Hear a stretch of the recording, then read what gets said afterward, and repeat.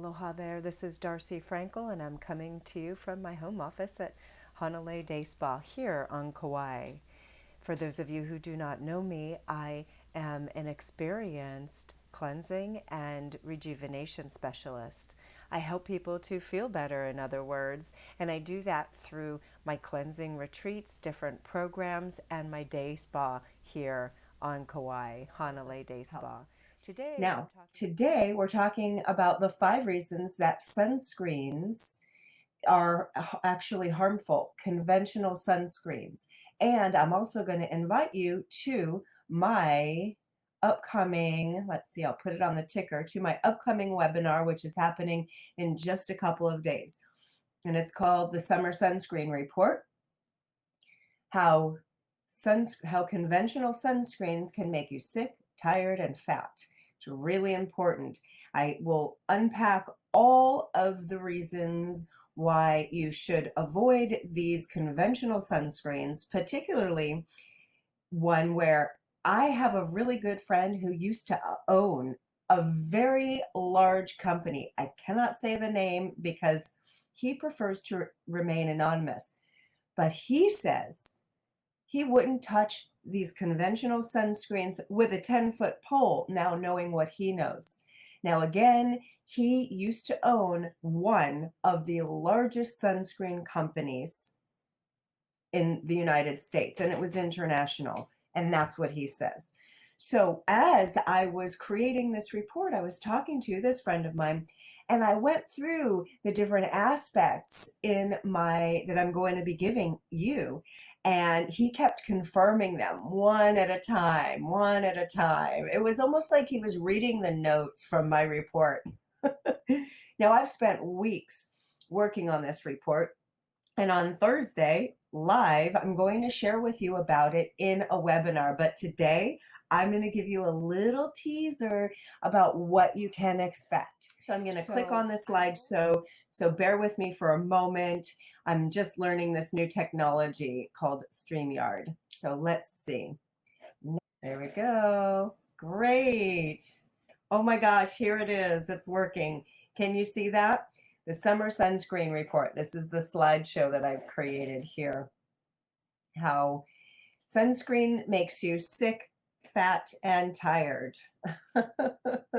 I know it's a big sensational title, but it's true. They do. And I'll share with you the 5 reasons today. So can you see me? Who's out there? Maybe click thumbs up for me. By the way, when you share, comment, and like, that helps me. So humble thank you for that. Great. You're seeing my summer sunscreen report. Okay. So now I wanted to talk about the first, let's see. Okay. So did you know that one application, let me just make sure this is able to, let me just adjust this a little there. That makes it a little bit bigger. Now, did you know that one application of conventional sunscreen is equal to taking an estrogen hormone replacement pill? What does that mean? So that means that when we put sunscreen, one application of sunscreen, now mind you, when you apply conventional sunscreen, you're either spraying it on or slathering it on your skin, right? You use maybe 2 to 3 tablespoons of this. Now, keep in mind, when you spray, you are also breathing in these harmful toxins in sunscreen, and it affects your internal organs on a whole, and your lungs on a whole different level. Also keep this in mind if you're upwind of someone spraying sunscreen this summer. So now, one of the things that's really important to know are these parabens and these chemicals and combinations of chemicals and what they do to our body.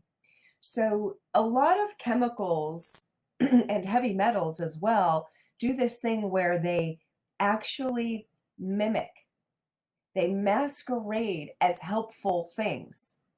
Okay, so there's these pseudoestrogens and in these compound chemical cocktails that we put on our skin, and it actually increases our estrogen level.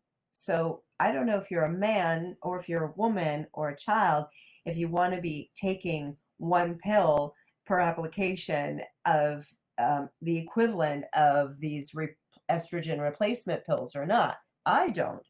Too much estrogen in the body, especially these xenoestrogens, are known to feminize boys, children, and aquatic animals. We'll talk a little bit more about the effects on the environment, but I'll just mention it now. Do you know that these sunscreens persist in our body for generations and the environment?